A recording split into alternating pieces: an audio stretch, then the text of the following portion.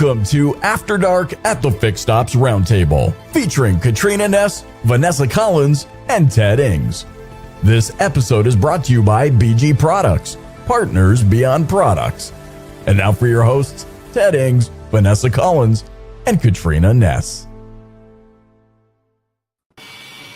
Good evening, everyone. Happy Monday, and welcome back to the Fix Stops Roundtable's After Dark show. I'm Vanessa Collins, joined by Katrina Ness and Ted Ings.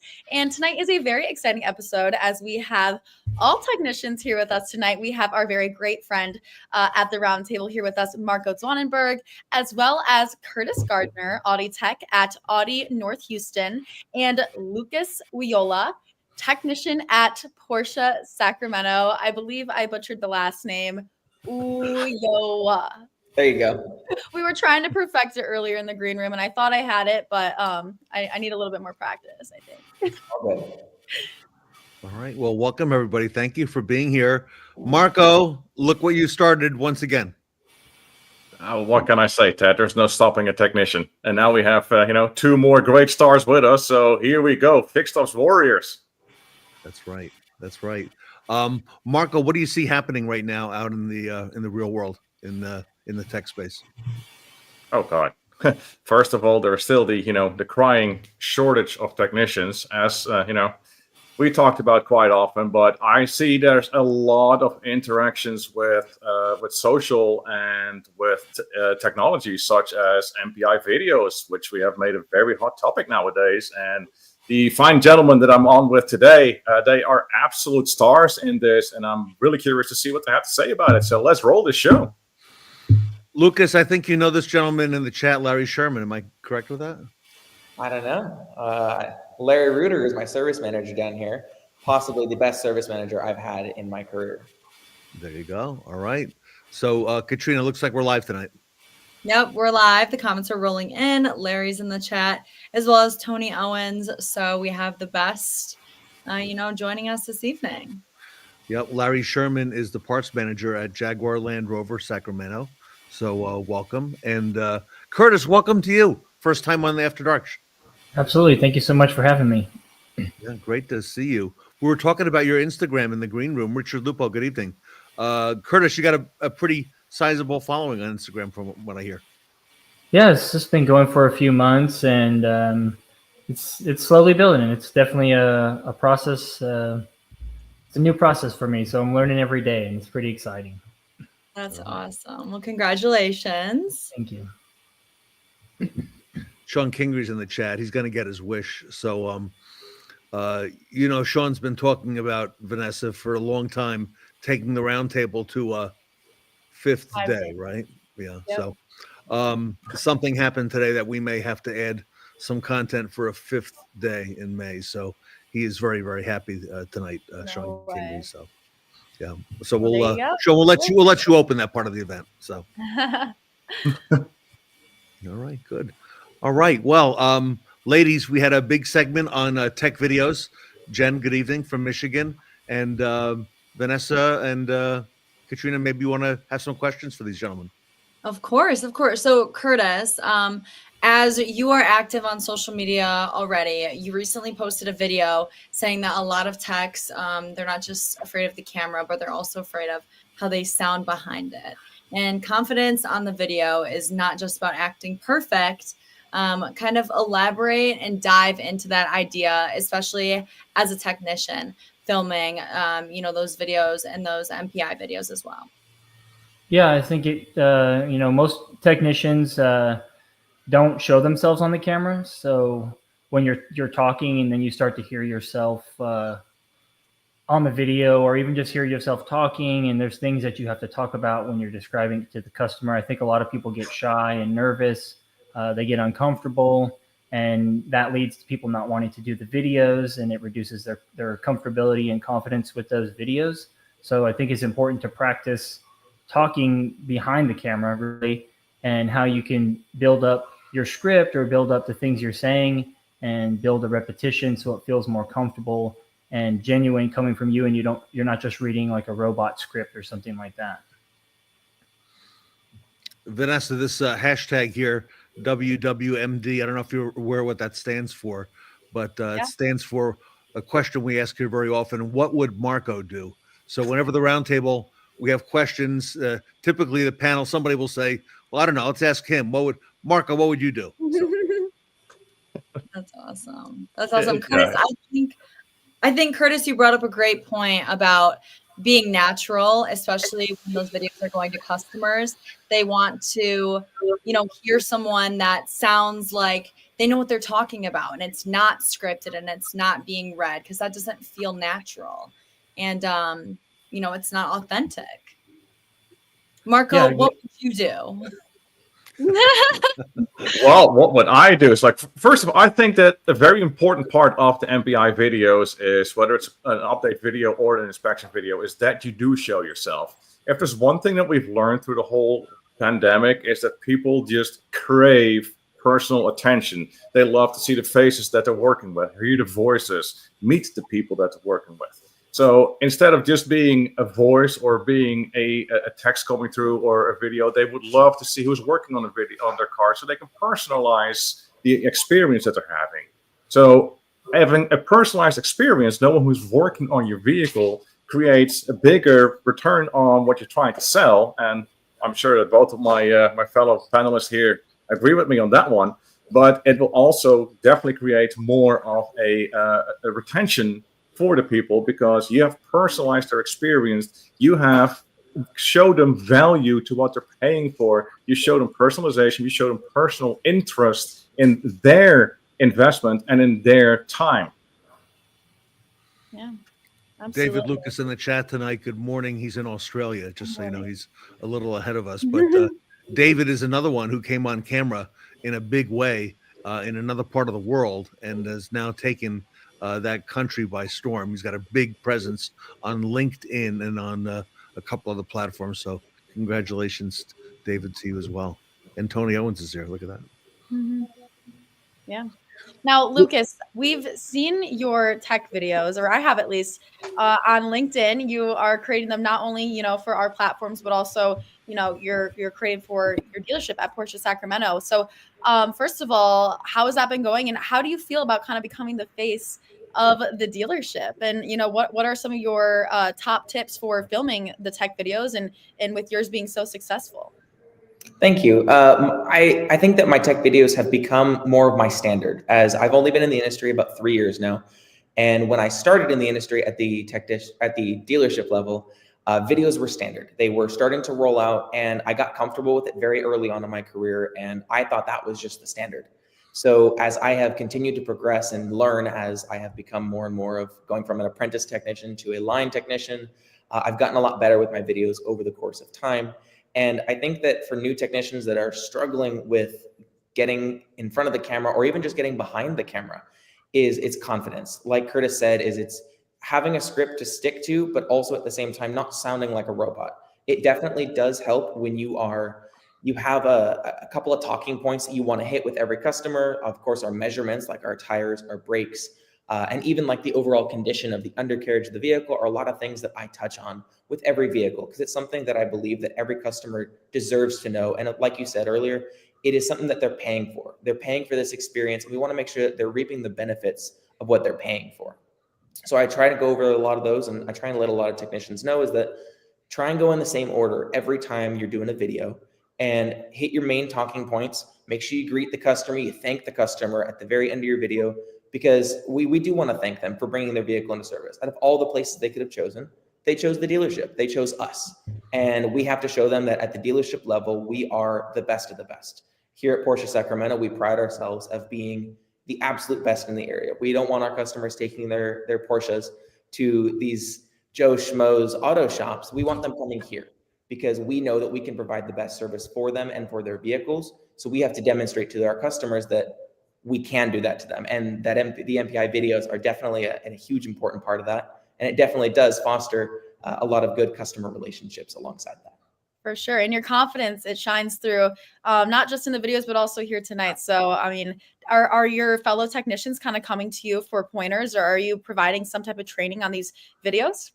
Only when asked. I know a lot of our technicians are a little bit set in their ways, so they're a little hesitant to change, as most technicians are in the industry. But I feel like as time continues to progress, I've gotten 1 or 2 comments about how should I continue to make my videos better, or how have you improved over time? And little pointers here or there, just like I had mentioned earlier, have been like the repeat points or talking points that I've gone over with them. Yeah, that's awesome. Definitely. And Lucas, you talked a little bit about what these videos should include. Let's dive even deeper into the nitty gritty. How long should these videos be, and why is it important about this length? Marco, if you want to kind of dive into this, that would be awesome. Now, I might have a little bit of a differing take in comparison to Marco or to Curtis. I know a lot of technicians try and keep their videos under a minute or like a minute 30. I will push them to about 2 minutes, just because I know that there's a lot of information that these customers deserve to know. And I think that by being thorough and showing them with the camera, getting in there, showing them the brakes, showing them the tire tread depths on all 4 of their tires, I believe that they need to see these kinds of things, because for customers, seeing is believing. If they can see what our gauges read, then they're more likely to either purchase the upsell, or they're more likely to trust us if they can see what we're showing them. And I think it normally takes about 2 minutes for me to go top to bottom on these vehicles and show them every little nook and cranny that they really want to see. Wow. Vanessa, would you say Tully's smiling ear to ear right now? Oh, for sure. Absolutely. He's got to be so proud. And that, honestly, I would love to hear Marco's point of view after, but that does make sense. You know, I feel like a customer is never going to be upset about learning, you know, as much as they can about their vehicle. Rather, they would be upset if they, you know, missed a part and they're left, you know, having questions and having uncertainty about their vehicle. Marco, what's your viewpoint on the topic and the timing of these MPIs? I think Lucas has an absolute golden point there with going over everything and taking your time explaining everything, which definitely has its place and time. I would definitely not do like 30 seconds or less, because that will just give you a rushed feeling like, yeah, okay, whatever, I'm doing this, but, you know, I want to, you know, get away from it. Yeah. So I would definitely stick with at least 1 minute. I think more important than the time that you spend on the video is how you go through your process. Like Lucas says, he's got a script. Like Curtis mentioned that too. It's like, keep going over the thing the same way that you do every time. That way you learn it. It's much easier to keep your camera pointed at things that you already know you're going to, but speak clearly. And sometimes that's hard in the shop where there's a lot of noise going on. So investing in a good set of headphones that have noise cancellation on it. I know some of them, you know, this company for fruit makes a really good set, even though, you know, I'm the robot company, but they make a really good headset that has excellent noise cancellation. But definitely take your time, speak slowly, not like this, but just speak slowly and so people can hear you and understand you. Use use something to point out, like a long screwdriver, use your flashlight, but follow a script and stay at about, you know, between 1 and 2 minutes. Absolutely. Also holding in mind, you know, the bandwidth that your dealership has and what you send to customers and where you're at. Awesome. And look at this amazing comment from Sean Kingry. Lucas, please know that I've used your videos in training sessions at my store, showing how strong you are and how easy you make it look. Thank you for that. Wow. Right. Awesome. That means a lot. Thank you, Sean. I appreciate it. Oh, that's right. so cool. So And Curtis, what got you into doing these videos? Because I spotted you on LinkedIn and you were doing them, I think at one time at the store, but then also it looks like in a garage setting as well. Yeah, so we still do the videos. Audi started us with videos a few years ago, and at first I definitely didn't want to do them, and I was very resistant to the change. But after seeing how they help, and I went full steam ahead and figured if I can get good at them now, it's only going to get better in the long run for communication, transparency, building trust. Building like a video where you're showing everything and taking your time. I've noticed my videos getting up into that 2 to 3 minute range as well. And it's just taking your time. Don't talk too fast. Make sure you're showing everything. And so I've had the opportunity to practice for 3 years. So it's let me refine my process. I watch my own videos. I ask my managers. I ask people for feedback on the videos. How can it be better? And that's what led me to showing my face at the beginning and the end of the video and just keeping myself representing who I am in the video, so the customer can put a name and face together, and they're not just hearing from some random voice. That's awesome. What about length of videos on social media, Curtis? It's a little bit of a different topic, but how do you keep a viewer's attention, and what's important when it comes to that? Because you have a large platform on Instagram and various other social media. As you mentioned, you just started TikTok as well. Yeah, I mean, if you find that secret out, let me know, because I'm still struggling with that. But it's a most important thing is, what are you doing in the first few seconds? What's the value you're bringing to the table? And how can you continue that value through the whole video? So that I would say sometimes it's about a minute and a half is like a comfort zone, but Instagram also limits you to 1:30. So I'm more focused on shorter content just to try to grab the attention of people. And I'm able to also use that in my actual tech videos. I try to start with something interesting, specifically like customer concerns, because that's why they're there. It's interesting to them. So if I'm starting with that, it keeps them interested maybe for longer than if you're starting to sell something right out of the gate. Curtis, what about YouTube? Anything on that? I've tried some YouTube stuff. I just honestly haven't put enough time and effort into it. I'll get a little motivation to do some YouTube content, put it out for maybe a week or two, and then go a little silent. But I'm trying to work into it a little bit more. The long form is a little bit more challenging for me. Okay. Yep. YouTube takes a while to figure out, but it's owned by Google, right? So once you post something on YouTube, it'll pretty much get indexed like within 10-15 minutes on Google, so they can find you quickly if you post a YouTube video. So that's something we found. Yeah, I've tried to do some of my training content through there, and the video inspection thing that you mentioned earlier, Katrina, I posted that on YouTube. It's about a 17-minute video on how to build confidence. So it's just trying new things, I guess, like you said, Ted, and just getting it out there. Lucas, do you think, if let's say Vanessa or Katrina, do you think if you had time to train them on how to do, let's say, a tech video under the car, do you think they're teachable and trainable, to show what a customer would need to see on these videos? I think everybody's teachable. And I think that's one thing in our industry that a lot of instructors don't realize, is that everybody's teachable to a certain extent. And when it comes to these MPI videos, everyone's very teachable. I mean, you took someone like myself who was brand new and green to all of this, and I was instructed from someone who didn't want to do videos in the first place. And then I was able to grow my skills from there. So by having someone like myself or like Curtis or Marco showing everyone like how to do these videos, it would make it a lot easier, because we have that desire to do these videos. So everyone's teachable to an extent. Yeah. And I think that's a great point, because when Vanessa and I started at the Fixed Ops Roundtable, it was not our jam filming social media and being in front of the camera. We were like, Ted, like, what are you having us do? Post on social media like that, like nothing like that. But over time, you get comfortable with it. Yes, push boundaries and go outside your comfort zone. Yeah. Thank you, David. That's awesome. Lucas, you said something about how the person who taught you didn't necessarily even like these MPI videos. So how important is it to have management buy-in when it comes to these new processes like the MPI videos? I think it's really important, because if management will get behind something, it shows the technicians that they actually care about what they're doing, and they're not just pushing a pointless policy into the shop that they think will work on paper. Because we see that a lot in our industry, that management will try and push things that are theoretical, or they look good in the numbers, or they look good on paper. But when you actually start to see these different managers start to push things in, and then really start to back them, to buy into it, to really convince the technicians or show the technicians that we can be more profitable by doing this, it definitely helps the technicians with our comfort level in it, because it now goes from something that we initially don't want to do to, okay, we could see how this could financially benefit us. We could see how this could financially benefit the customer in the long run. Yeah, that's awesome. Thank you.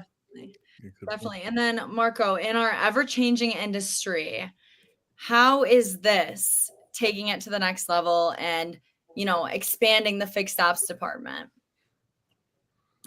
It's a matter of, do you like to eat? Do you like to pay your bills? Just like having to use scan tools nowadays, and having to keep up with the latest and greatest of technologies. This is just a part in your inventory of promoting yourself, promoting your paycheck, and keeping yourself and your dealership at a top-notch place to where for a long, long time you have, veterans like me that are still eating, and youngers coming in like Lucas that are doing great, and then guys like Curtis in between the two of us pretty much. So we got a nice stack up here tonight. But I think it's just one of those things that, just like texting customers right through your computer system, and we started off with just pictures, adding pictures to it. It is just something that you cannot do without. You don't do this, you will go hungry. If a dealership is not behind this, and it's, especially if it's a dealership that presents the idea with a pizza party during the technician's lunchtime, and we all know how I feel about that. So, like Lucas said, if management is behind it and we have a chance, yes, we will resist. First thing, we will resist. We always will. Let us play with it for a little bit. Then we start to find it out. Then with encouragement, however you want to do it, either paying for it or having competitions about the videos, it will roll out, and you're going to have to. There's so many things that have changed in our industry that this is just one of them that you have to embrace. And if not, it's just not going to work. Definitely. Marco was interviewed by several publications, including Rapid Recon, and there was an article, and they said, what do you recommend that shops do or don't do? And he said, the first thing is don't buy pizza. All right, so. No pizza. No. If it's good pizza, from a really nice local pizza joint that makes it himself, then I'd say maybe so. But other than that, come on, guys, we are worth our weight in Bitcoin. Don't give us, the cheap pizzas, pretty much. Just don't. You can do better than that. That's right. Very good. A lot of folks in the chat tonight.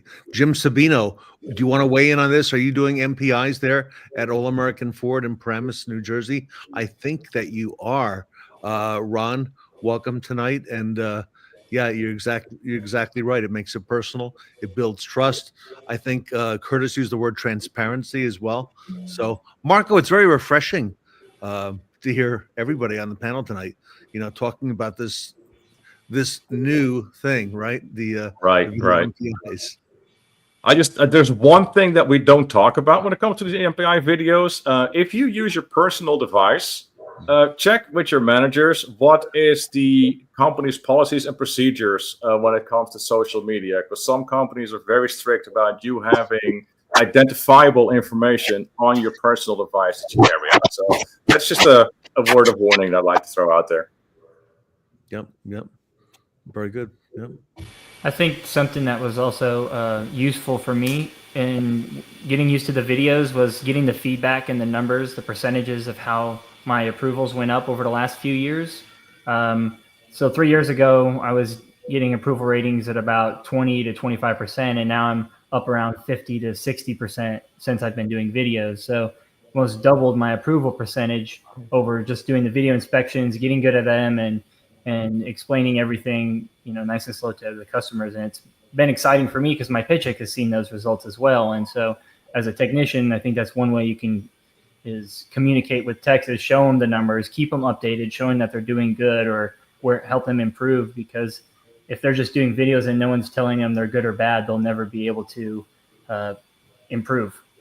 Exactly. Feedback. Curtis, what about time for approval? How long does it on average take for a customer to get back to you?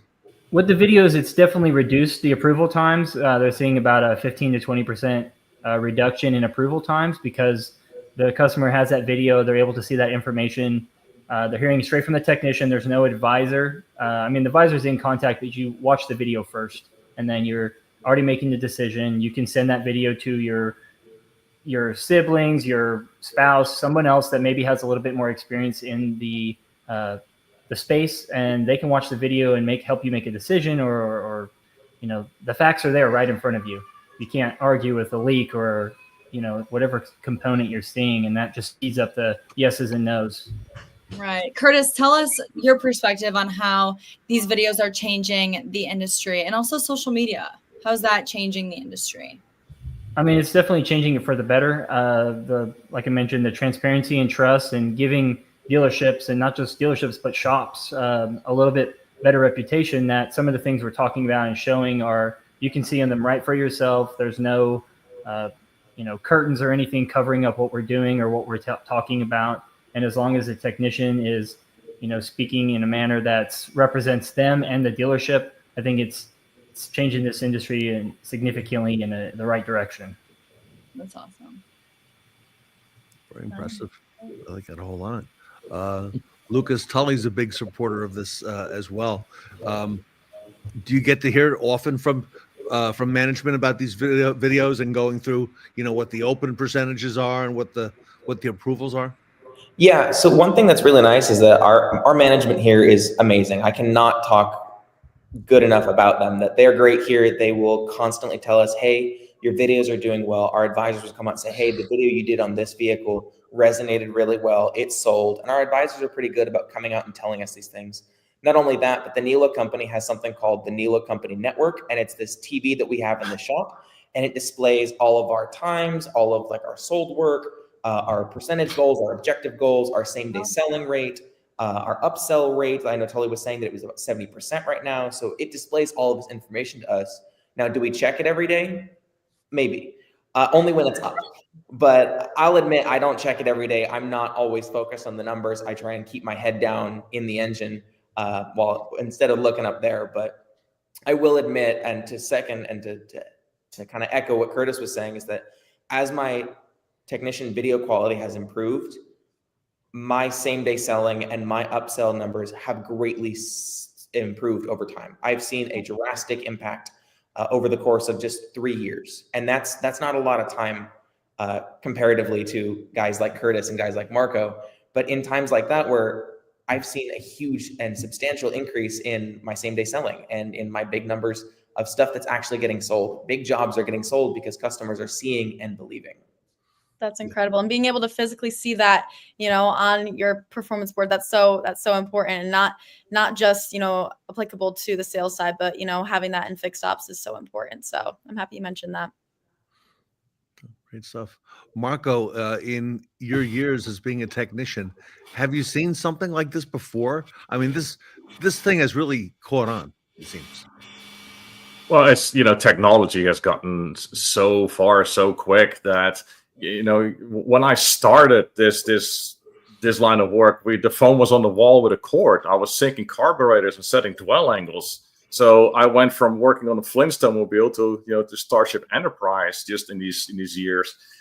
So the technology around it, just like the computers, the scan tools, everything else, all the electronics, and all the ways that we have now to contact customers have increased just as much.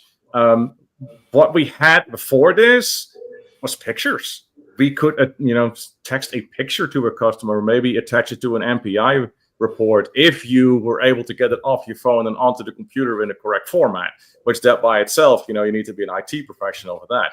But with this, it integrates with most of the programs that we have. It's fast, it's easy, and it is personal. It is so much more personable than a picture is. So it's just great. And with, guys like Lucas coming on board and, eventually taking over for me, and Curtis just expanding it into branding himself on social media, how can you go wrong with this?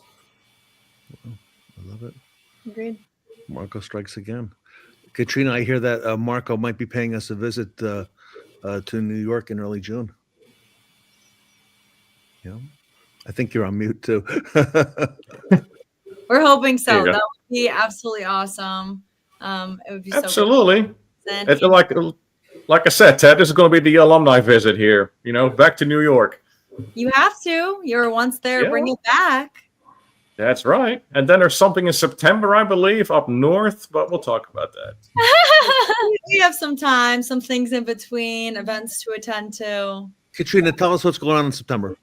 Yeah, at Northwood University, where Vanessa and I study, we have the largest new car outdoor auto show in North America, and that is 100% run by students, and I'm the general chair of the show for the 62nd year. So super exciting. A couple years ago, we started working with the Fixed Ops Roundtable and bringing different panels and different industry professionals on campus that weekend. So it's a great networking opportunity and just a great opportunity for the students as well to experience the automotive industry.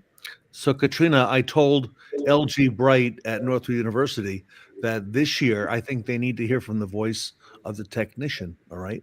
Yeah. And first thing I did was I got a hold of Marco. I said, Marco, I think this is the one that you have to actually be at. Okay. In September. Yeah. When is it? The 18th of September? Yeah. The 18th is a Thursday through the 21st. So the show's open the 19th through the 21st, Friday through Sunday. How many people come into that show? Well over 35,000, I'd say. It's hard to track numbers because we are free admission, but it's very large. A lot is of the local community, and then our industry and alumni that come in for it. So, all right. Yeah. A lot of good things. So, Marco, I think the voice of the tech is going to be important this year. You know, I think I can do nothing else but show up. So it's a date. All right. I love it. Good. And congratulations, Katrina, on being the general chair this year. I know it's a lot of responsibility. So, thank you. So great stuff. In the meantime, we have a big event coming up May 12th. It is the Fixed Ops Roundtable. All systems go. It is a 4-day virtual event, which I understand may now have something on a 5th day as well. Monday through Thursday, 9 a.m. to 4:30 p.m. It is actually, Vanessa, it goes to 5:30 p.m. each day. And I think we're going to add something on Friday. Now you're going to see an announcement on that. So the show has become that big. We have 177 speakers, 51 panels this time around. 51. First time we broke 50 panels. So the best yet. Yeah, Frank Lopes is our keynote speaker, and we got a lot happening. And then off to the World Trade Center on June the 4th, Marco. So a lot. And these gentlemen around you are going to learn about a lot of events and things that we're doing. So absolutely, I wouldn't be surprised to see them at some of these as well, Marco. They better. I mean, I can't do it all by myself. Come on, guys, step it up. Yeah, for sure. That works me pretty hard. More than happy to fill in those shoes, Marco. Perfect. Come on up, buddy. Great appetite for fixed ops, Curtis, as you know, and it's growing and growing. And 6 years ago, I think I was kidding around earlier, but we didn't know if anybody was going to show up for our first event. And right. now it's a good size event. So absolutely. Vanessa, what did we miss? I think that covers it. All right, cool. All right, well, I want to thank Curtis Gardner for being here tonight, Audi Master Technician, and we're going to see a lot more of Curtis coming up here, I think, in the next few weeks and months and longer. Okay, so congratulations, Curtis, on the success you're having. Thank you for being part of this. And Lucas, I'm glad we bumped into you at the pop-up event in Sacramento last month. Absolutely. It's been a blessing in disguise. Thank you guys for having me here. Great job. And Marco, it gets better and better. What would Marco do? Right. Marco would just keep on going. You know, there's no sky, there's no limit. All right. Awesome. All right. On behalf of everybody here tonight, including Vanessa and Katrina, I'm Ted Ings, and we'll see you back on Wednesday night live.